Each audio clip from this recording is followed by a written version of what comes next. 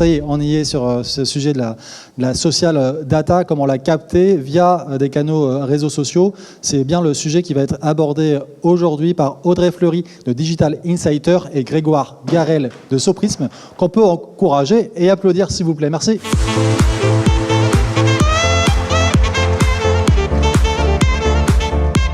Bonjour à tous, ravi d'être parmi vous ce matin, ainsi qu'avec Audrey. Nous allons vous parler du coup de Audience Intelligence, cette nouvelle approche qui permet d'utiliser toutes les données qui sont présentes sur le digital et sur les réseaux sociaux pour en créer des insights puissants pour vos différentes stratégies d'acquisition. Aujourd'hui, on a une approche qui est assez facile. Cette slide-là, en fait, je l'aime bien, elle m'amuse, parce qu'en fait, elle a fait toute ma carrière. Vous avez au milieu du targeting, socio-démo, assez froid, qui exprime très peu ce que sont les cibles. De part et d'autre, deux personnalités. Vous avez envie d'interagir avec elles, vous avez envie de discuter avec elles, et vous vous rendez compte que vous avez différents types de sujets à discuter avec elles. Vos audiences, toutes vos audiences, que ce soit vos clients, vos consommateurs, vos prospects, sont des personnalités aujourd'hui. Pourquoi? Parce que vous entrez dans une logique sur les réseaux sociaux conversationnelle. Qui dit conversationnel dit s'intéresser à nos cibles, ses centres d'intérêt, quel club de sport ils aiment, leur musique, toutes ces informations-là qui vont permettre d'interagir de manière la plus pertinente possible avec votre cible. L'Audience Intelligence, c'est justement la réponse à cette question. Alors qu'est-ce que c'est? En fait, c'est un mix de deux choses. La première chose, c'est de l'intelligence artificielle. Ce sont des plateformes comme Soprisme et Audience qui sont les références sur ce marché-là.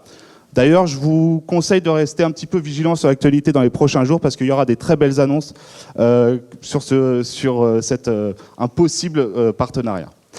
Le deuxième point, c'est de l'intelligence humaine. Et là, on en discutera avec Audrey puisque c'est son métier depuis plus de 8 ans.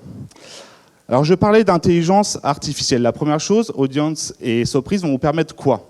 La première chose, c'est d'avoir accès au plus grand panel en temps réel au monde. 2,7 milliards de profils sur la planète. En France, ça varie entre 40 et 42 millions chaque mois. La deuxième chose, c'est la capacité à voyager partout dans le monde au niveau géographique. Vous pourrez avoir une vue monde de vos audiences, une vue continent, une vue par pays, une vue par région, une vue par département, avec le même niveau d'information, la même granularité d'information. Par granularité, qu'est-ce que j'entends? Ce que j'entends, c'est l'accès à 7000 critères d'analyse, 450 tags contextuels, 60 personas marketing et de multiples outils de visualisation pour bien comprendre qui sont vos audiences. Un autre point qui est extrêmement important, aujourd'hui on entend parler avec le changement, le cookie-less, avec l'absence de compréhension des audiences. Il y a un point extrêmement important, c'est aussi la capacité de mener des stratégies différentes. Par stratégie différente, j'entends le fait de pouvoir analyser des audiences exploratoires, mais aussi des audiences first party. Et ça, c'est extrêmement important. Si vous avez des bases clients, si vous avez des visiteurs de votre site web ou de pages Internet, vous allez pouvoir analyser ces audiences-là et les confronter. Et ça, c'est extrêmement riche en termes d'informations. Alors, je parlais effectivement d'intelligence des plateformes, mais aussi d'intelligence humaine. Donc Audrey, la question que j'ai envie de te poser, c'est depuis 8 ans, quels sont les cas d'usage sur lesquels tu es le plus confronté avec tes clients? Merci Grégoire. Bonjour à tous. Effectivement, on fait de l'audience intelligence depuis 2015 maintenant, avec des enjeux qui sont finalement, on parlait beaucoup du nombre de followers, du nombre de fans, mais en fait, qui sont ces personnes derrière? Et en termes de cas d'usage, on en a 3 qui reviennent de manière très fréquente. La première, c'est comprendre finalement qui sont ces audiences au-delà des données socio-démo et aussi au-delà du social listening, puisque via le social listening, on va rentrer plutôt par la conversation. Donc ces gens qui parlent de votre marque, qui sont-ils? Qu'est-ce qu'ils aiment? On va aussi avoir cette notion de persona que vous devez tous connaître, c'est-à-dire identifier des profils au sein de cette audience pour la segmenter et pour pouvoir l'adresser de différentes manières. On évoquait juste dans l'intervention précédente les collabs avec des artistes, des influenceurs, qu'ils soient micro ou macro. Et c'est aussi un vrai sujet de pouvoir comprendre qui sont les audiences, les 24 000 followers qu'on voyait sur le micro-influenceur ou les 8,7 millions de personnes qui suivaient le directeur créatif. Quelles sont ces audiences en fait? Qui il y a derrière ces 8 millions de followers? On va également s'intéresser à tout ce qui est stratégie de contenu, c'est-à-dire qu'une fois qu'on a compris qui ils sont, on va aussi pouvoir regarder leur centre d'intérêt. Qu'est-ce qu'ils postent? Comment ils parlent de certains sujets. Et donc là, on va aller croiser en fait différentes typologies de données, à la fois cette notion de profiling, ce qu'ils disent sur la marque, la catégorie ou sur un sujet précis, et aussi parfois des données search. Donc tout ça va permettre en fait d'optimiser les stratégies de contenu et de dire en fonction des audiences et des segmentations d'audience auxquelles je veux m'adresser, je vais donc travailler différemment mon contenu et ma stratégie éditoriale. Et puis ça peut aussi servir pour des relations publiques digitales, les audiences des médias par exemple ou de certains journalistes, pour du SEO, de la recherche de mots-clés. Et comme nous sommes au social et digital advertising, c'est aussi un très très bon moyen d'optimiser votre ciblage publicitaire. Et donc je voulais vous parler plus spécifiquement d'un petit exemple sur lequel on avait un challenge, c'était d'optimiser le targeting spécifiquement sur Facebook et YouTube. Tu peux passer sur lequel en fait on avait déjà lancé une campagne et on avait un ROI qui était assez bas et peu convaincant. Donc en fait on a mis en place une démarche d'A/B testing où on a fait sur Facebook la publicité initiale avec le targeting initial, une publicité identique en tout point, que ce soit le texte, le visuel, mais avec une optimisation du targeting qu'on a pu faire grâce à l'étude menée en amont d'Audience Intelligence. Et une troisième où on a effectivement adapté le visuel et le contenu avec le targeting pour pouvoir vraiment adresser en fait les centres d'intérêt qu'on avait vu ressortir. Et donc pour vous donner un exemple un peu plus concret, on s'adressait notamment à une cible de passionnés de moto. Les premiers visuels, c'était des motards avec des environnements à perte de vue, de la vitesse, alors qu'en fait on s'est rendu compte en faisant ces études que c'était des personnes qui partageaient beaucoup de valeurs de communauté, de famille, et donc finalement avoir une image avec des motos qui sont à l'arrêt, avec du monde autour, des enfants, etc., leur parler plus. Et ce qui nous a permis donc sur Facebook spécifiquement, pour atteindre le même niveau de reach, d'impression, etc., en fait de faire moins 30% sur le coût engendré en achat de social ads. Pour être un petit peu plus concret, est-ce que tu peux nous expliquer comment vous abordez une thématique de manière itérative, suivant les problématiques clients ? Tout à fait. Alors, pour vous donner cet exemple, on avait un enjeu d'un de nos clients dans le food. On travaille essentiellement pour des grands comptes. On a parmi nos clients McDonald's, Orange, Pernod Ricard, qui était de rajeunir en fait la perception de la marque et de s'adresser à une nouvelle cible qui était pour eux les 18-34 ans. Et donc en fait, ce qu'on a mis en place, c'est d'abord une approche multisource. On a conjugué une analyse des données issues du search, donc qu'est-ce que les gens tapent sur Google, de la social data, qu'est-ce qu'ils disent, et de l'audience, c'est-à-dire qui ils sont, quels sont leurs centres d'intérêt. Cette méthode, elle est itérative, c'est pas quelque chose qui peut être fait en quelques minutes, puisqu'on va adapter, bien sûr, en fonction des premiers résultats et des premières analyses exploratoires qu'on va le faire.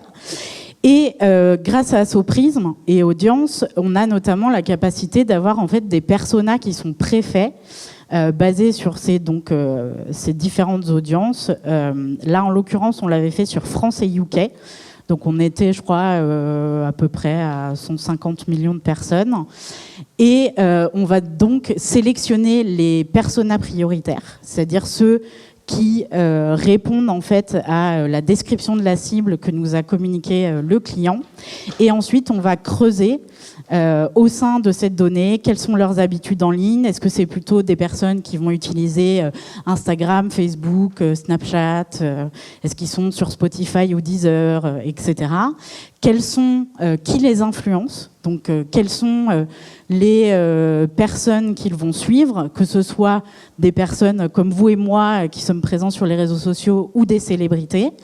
Et puis, regardez aussi quel type de médias ils consomment, par exemple, ou à quel type d'événements ils vont se rendre, quel type de musique ils aiment, etc. Donc, on va vraiment pouvoir rentrer dans un détail assez important en termes de granularité, ce qui, à la fin, en fait, nous permet d'avoir plusieurs sous-catégories d'audience basées sur ces personas, où l'on sait comment ils consomment le type de food qu'ils aiment, qu'est-ce qu'ils postent sur les médias sociaux, comment ils parlent des différentes marques, et donc du coup de regarder aussi forcément les discussions sur les concurrents.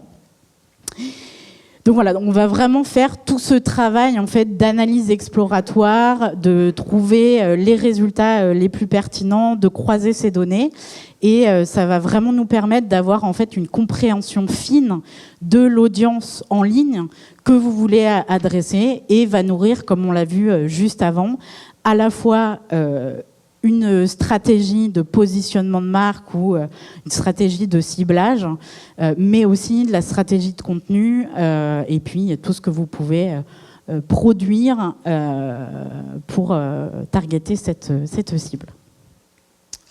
Et du coup, cette discipline de l'audience intelligence étant assez récente, quelle est la perception de tes clients par rapport à cette nouvelle approche ? Alors, comme je vous le disais, ça fait depuis 2015 qu'on pratique en fait l'audience intelligence, et c'est vrai que vous le savez, avec tout ce qui se passe aujourd'hui autour des réseaux sociaux, Twitter et Elon, Facebook qui licencie, il y a des grandes questions en fait qui se soulèvent. On n'est plus aussi dans la course aux chiffres, c'est-à-dire ceux qui ont les plus grosses audiences. On va plutôt vers de la qualité. Et cette qualité, elle passe par, comme je vous l'évoquais, la compréhension fine du marché et des audiences auxquelles vous voulez vous adresser. Donc on rentre en fait dans une démarche, je trouve, beaucoup plus qualitative, avec une recherche d'informations intéressantes, au-delà de juste je veux cibler les femmes de 18 à 34 ans.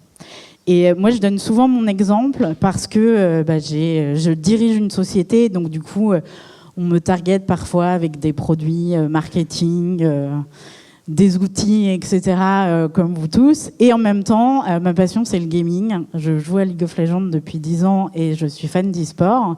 Et donc, quand je joue, j'ai pas envie qu'on me parle de mon travail. Et donc, je préférais qu'on me parle de ma passion ou en tout cas de choses qui sont liées à ce sujet de près ou de loin. Voilà. Et donc, ce qu'on constate chez nos clients avec qui on a fait cette démarche, c'est à la fois sur la partie advertising, une vraie augmentation du ROI, comme on l'a vu avec l'exemple précédent. Ici, on fait une étude beaucoup plus avancée, beaucoup plus poussée. Les constats ils vont être à des niveaux un peu plus stratégiques. Donc, à la fois, ça permet d'inspirer et de clairement donner une direction à la marque pour adresser sa cible. Et donc de pouvoir penser en amont la communication et de l'adapter vraiment en fonction des différentes typologies d'audience pour toutes les adresser. Et ça, de manière, comme on l'a vu, très granulaire. Et puis, également, et ça c'est quelque chose sur lequel on nous sollicite beaucoup de plus en plus, c'est de pouvoir aussi inspirer les créatifs des grandes agences qui vont mettre en place les publicités, les différentes typologies de contenu, en justement montrant, en fait, souvent on nous parle de muse. Voilà, on a une cible, c'est une muse, c'est vraiment le type d'audience qu'on voudrait toucher. Et nous, on arrive avec des choses très concrètes. C'est-à-dire que cette muse, eh bien, dans la réalité, en fait, elle achète du papier toilette comme tout le monde, elle va dans différents endroits, etc. Et donc, du coup, ça permet de rentrer dans des choses très, très, très concrètes et pas juste en hauteur.